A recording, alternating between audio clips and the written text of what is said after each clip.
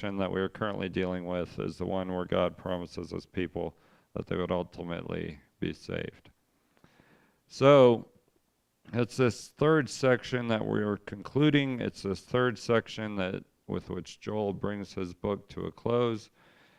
And what he does in these concluding verses that are 18 through 21, the closing verses of this book, deal with the fact that in being saved, God's people would be blessed.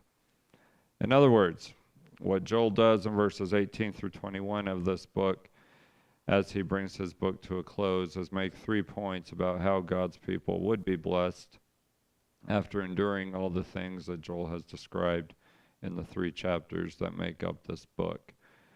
The first point Joel makes in verse 18 is that God's people would be blessed through the restoration of their land. The second point Joel makes in verse 19 is that God's people would be blessed through the defeat of their enemies. And finally, the third point Joel makes in verses 20 and 21 is that God's people would be blessed through long life in their land. Now, after looking at these things, what we'll learn from these verses is that God is a God who seeks to bless us. Now, with that in mind, we're in Joel chapter 3. We'll just begin by reading verses 18 through 21, and then we'll look at the points. So Joel 3, beginning in verse 18, we read, "And in that day the mountains will drip with sweet wine, and the hills will flow with milk, and all the brooks of Judah will flow with water, and spring will go out from the house of the Lord to water the valley of Shittim. Egypt will become a waste, and Edom will become a desolate wilderness, because of the violence done to the sons of Judah, in whose land they have shed innocent blood. But Judah will be inhabited forever, and Jerusalem for all generations, and I will avenge their blood, which I have not avenged, for the Lord dwells in Zion." So again, in these closing verses of Joel, we're looking at the fact that God's people would be blessed. And one way they would be blessed is through the restoration of their land. Now, this point is introduced with Joel recording in the first part of the verse that the things he's about to describe would happen in that day. Now, when we run into that phrase, "in that day," what does it mean?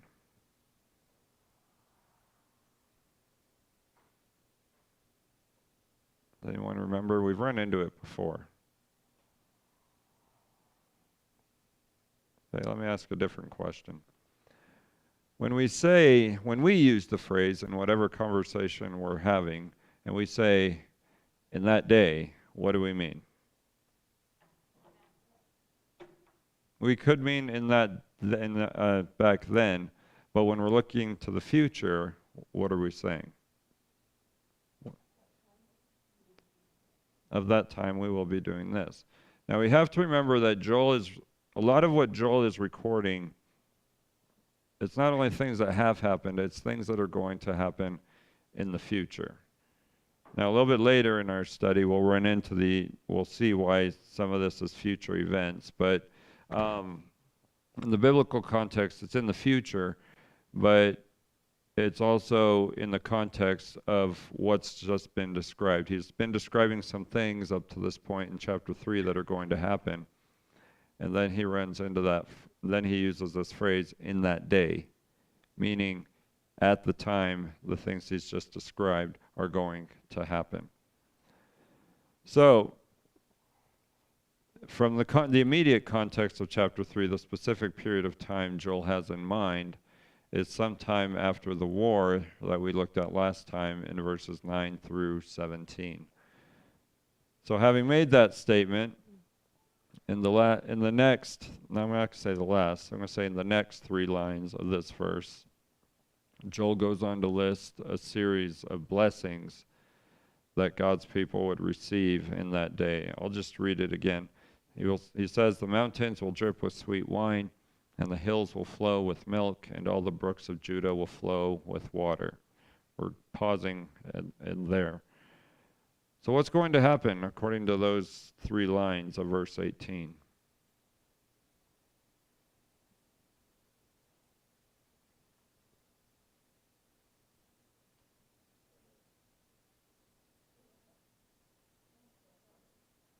Okay, that will be the result. There will be some bountiful harvest, but why, according to the language of that verse?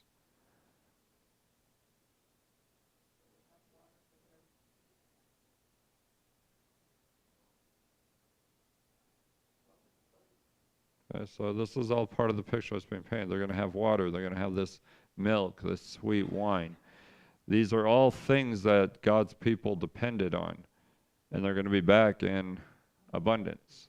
Now, what these three things have in common that Sandy kind of alluded to is these are agricultural things, and that's why it would have to do with harvest and things like that. So, so again, the blessings there are, he says, the mountains will drip with sweet wine, the hills will flow with milk, and the brooks of Judah will flow with water. All those things would allow their harvest to take place. But the thought doesn't stop there. In the last line of this verse, the text says, and a spring will go out from the house of the Lord to water the valley of Shittim, if I'm pronouncing that correctly. So the first question I want to ask here, in the Old Testament context, when we talk about the house of the Lord, what is it referring to? The temple. So the picture being drawn here is that this spring is going to come out from the house of the Lord for the purpose of watering the valley of Shittim. Now, with that in mind, one thing we should understand here is that in saying what he says here, Joel is emphasizing to his readers that God is going to be the source of the blessings that were listed in the previous 3 lines of this verse.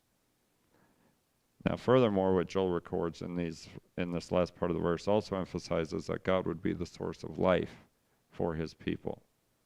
Now, one reason we know this is because what Joel says here of this spring going out from the house of the Lord, it's a way of saying that God is a giver of life. So, questions or comments on verse 18? All right. So putting all these things together, the point we should see from verse 18 about how God's people would be blessed is that God's people would be blessed through the restoration of their land. All these things that Joel has described in verse 18 are also meant to paint that picture that the land was going to be restored. It would occur through God restoring to them their agricultural crops. As a result, God's people would come to recognize that God is the giver of both physical and spiritual life. That brings us into verse 19. The second point about how God's people would be blessed, and that's through the defeat of their enemies. Now again, when we're dealing with one verse, we're breaking it down just as we did with verse 18. But this point is introduced with Joel recording in the first 2 lines of this verse 2 examples of the enemies of God's people that would suffer defeat as a result of causing difficulty in the lives of God's people. So first we have Egypt. What's going to happen to Egypt? Is that how yours reads, Sandy? Okay. Does anyone else have the word desolate there in regards to Egypt? You do as well, Deb? Okay. So we've run into this word desolate before. We've talked about it. When something is desolate, what does that mean?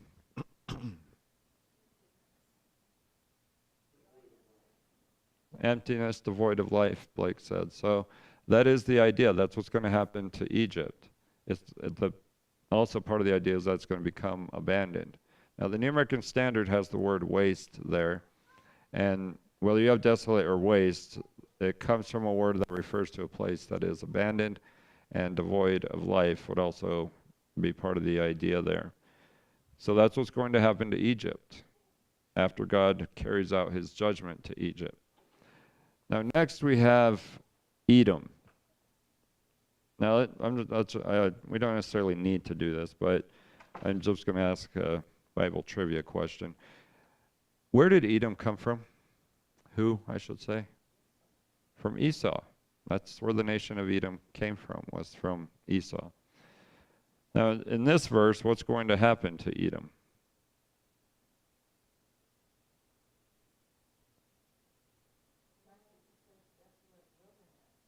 Okay, a desolate wilderness. Does everyone have desolate wilderness there? desert waste? Okay. It's the same idea. It's similar to what's going to happen to Egypt, becoming a waste or becoming desolate, but in this case, the word wilderness is added. Now, when you see that word sorry, my tongue got tied. When you see the word wilderness, here and in other places in the Bible, it usually refers to a desert circumstance. But in this case, it's similar to what's going to happen to Egypt. It's going to be an abandoned desert-like circumstance. And going back to what Blake said, also devoid of life. So that's what's going to happen to Edom. Now again, Egypt and Edom, they're just two examples of the nations that had brought difficulty in the lives of God's people. This isn't an exhaustive list, but this is just an example in what God is going to do to these nations. But again, the thought doesn't stop there. Going on into the third line of this verse, why is God going to do this? What's the because statement there? Violence against the... How does yours read, Sandy? I just wanted to hear it one more time. Because of violence against the people of Judah. Okay. New American Standard has the sons of Judah, but it's the same thing. It's the people of Judah. Now, can anyone remind me where Judah is as far as geographically in the nation of Israel? Actually, let me change that question. I'm sorry. What city is located in Judah of the Bible? Jerusalem. So that's where the focus is. These nations brought violence on the people of Judah, more specifically the people of Jerusalem. Now we know that because we've talked a lot about Jerusalem throughout our study of Joel. A lot of the focus of Joel is on Jerusalem. So here the point is being made that the reason Egypt and Edom, among other nations, were going to suffer defeat is because they had done this violence, which was up to the fact that a lot of them were murdered. All these people living in the region of Judah. Questions or comments on verse 19?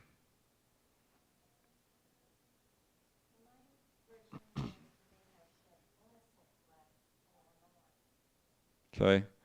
Oh, sorry, I messed that last part of the verse. Are you talking about the end of the verse? Okay. Yeah, that continues the thought because of the violence done to the sons of Judah. And then the New American Standard has the similar statement, in whose land they have shed innocent blood. So that's where the murder idea comes in, is in that this was innocent people that they killed in their own land, in the land of Judah, where it happened. So that's why I'm using the word murder here, because this wasn't all about just warfare going on. Innocent people were killed in the midst of all this violence that had happened. So again, thank you, Mom, for bringing my attention back to that, because I overlooked it. Anything else on verse 19? Okay. So putting all these things together, then the point we should see from verse 19 about how God's people would be blessed is that God's people would be blessed through the defeat of their enemies. Now in this verse, Joel has shown that another blessing his readers would receive from God is that their enemies would be defeated. Again, the examples here are Egypt and Edom, but there are other nations that also had brought difficulty to them. But according to this verse, their enemies would be defeated as a result of the violence and bloodshed that had been done against them. Now, since this was done, the nations of Egypt and Edom would become places that were desolate, abandoned, or again, devoid of life. But that brings us to the third blessing in verses 20 and 21. God's people would be blessed through long life in their land. Now, this point is introduced with Joel recording in verse 20, another statement about Judah and Jerusalem. What's the statement there in verse 20?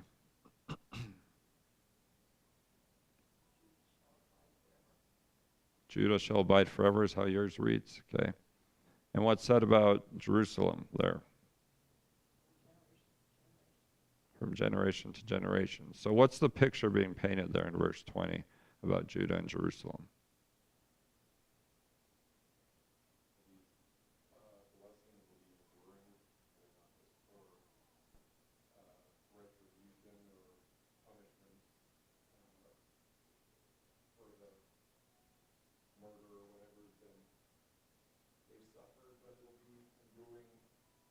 Okay, so it'll be enduring forever. That's the picture being painted here, is that these people would continue to be living in Judah and Jerusalem for all time. Now, with that in mind, one thing we should understand from this verse is that what is said here is simply a promise to God's people where they would enjoy long life in their land for multiple generations.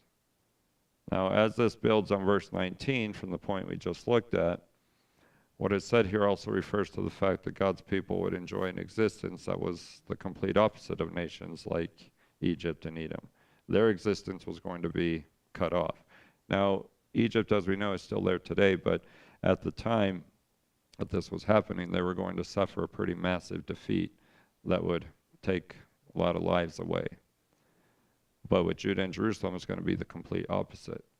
They're going to be given that life back for generations after generation. Anything else on verse 20?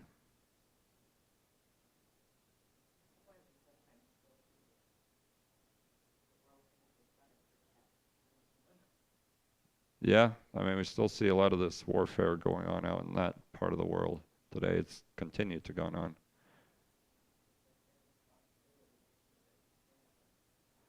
Yeah, that would be true.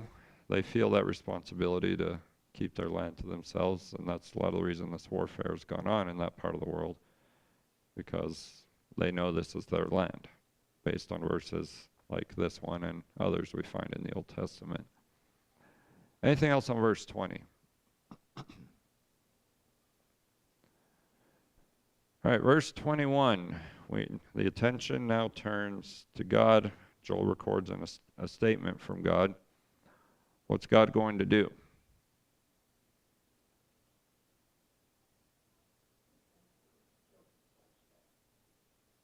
Say that again, Sandy.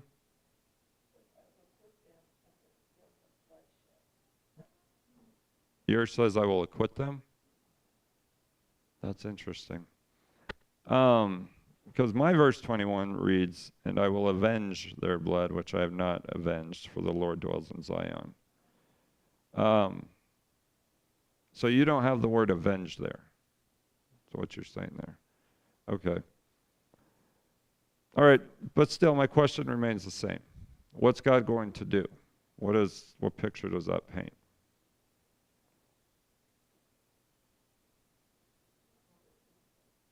He won't hold them against him. If you have the word acquit, he won't hold them against him. Now, the New American Standard seems to paint the picture that God is going to take vengeance for his people because of the blood that's been shed.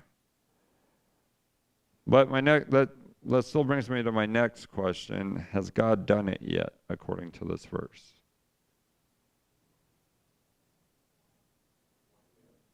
Not yet. He hasn't done it yet. And this is where we see that what Joel is recording here is pointing to sometime in the future, where God is going to do the things that we've looked at in these verses.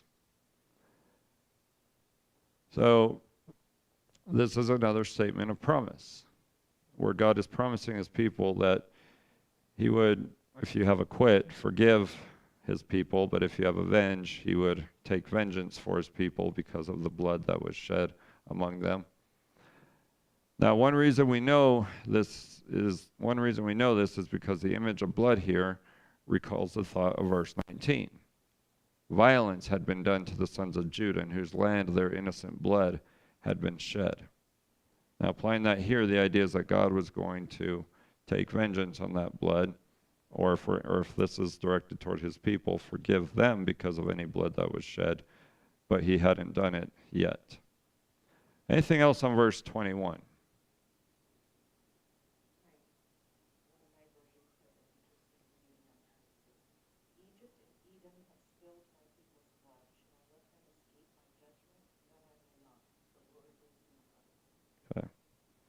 Well, that's a different reading on it. Okay. But yes, we have that last statement, the Lord dwells in Zion. Before I leave this verse, we need to look at that. Can anyone tell me, we've talked about Zion before. Why is Zion significant? What's it a reference to, in other words? What's that, Mary? Okay, it's God's dwelling place. Why? What city is located there? Jerusalem. So when you see these terms, Zion, Judah, and Jerusalem itself, these are all a reference to the same place. Because Judah is the region in which Jerusalem is located. Zion is the mountain on which Jerusalem is located. So it's all talking about Jerusalem and the area around it. And again, like I already said once, this is why we have the idea that a lot of the focus of Joel is on Jerusalem and its surrounding area. But that's where God dwells. Why? Why would, in the Old Testament context, why would a Jew have that mindset that God lives in Zion? Because of the temple. Now, I've told this story before, but when Desiree and I were out in Israel, in Jerusalem, you have the Wailing Wall. And part of the reason people go to pray there is because that wall is part of what's left of the temple. They call it God's backyard. That's the closest they could get to that innermost part, the Holy of Holies, as it's called. That's why people go to pray there, because that's the closest they could get to that innermost part of the temple. And all because in the Jewish mindset, especially in the Old Testament, that's where God lives, in the temple. And God, what Joel records here, lends to that thought. God dwells in Zion, because that's where the temple is. Anything else on verse 21? Okay. And so this is how Joel ends, in verses 18 through 21, these blessings that are lined out. God's people would be blessed through the restoration of their land. God's people would be blessed through the defeat of their enemies. Finally, they would be blessed through long life in their land. But again, as we've seen, at the time Joel writes these things, this hasn't happened yet. But it is promised. It's in the future. But in application to us, what we should learn from these verses is that God seeks to bless us. What we read in these closing verses of Joel is a reminder that God is a God who seeks to bless his people. He might bless us by restoring to us what we've lost. He might bless us by defeating those we consider to be our enemies. And he might bless us by allowing us to enjoy long life. Now, these are just a few of the blessings that God might bless us with if we seek after him and do so by following in the footsteps of Jesus. Now, again, that's just application of these verses to us. Any other questions or comments? All right. We're done a little bit early. Matt, will you close us?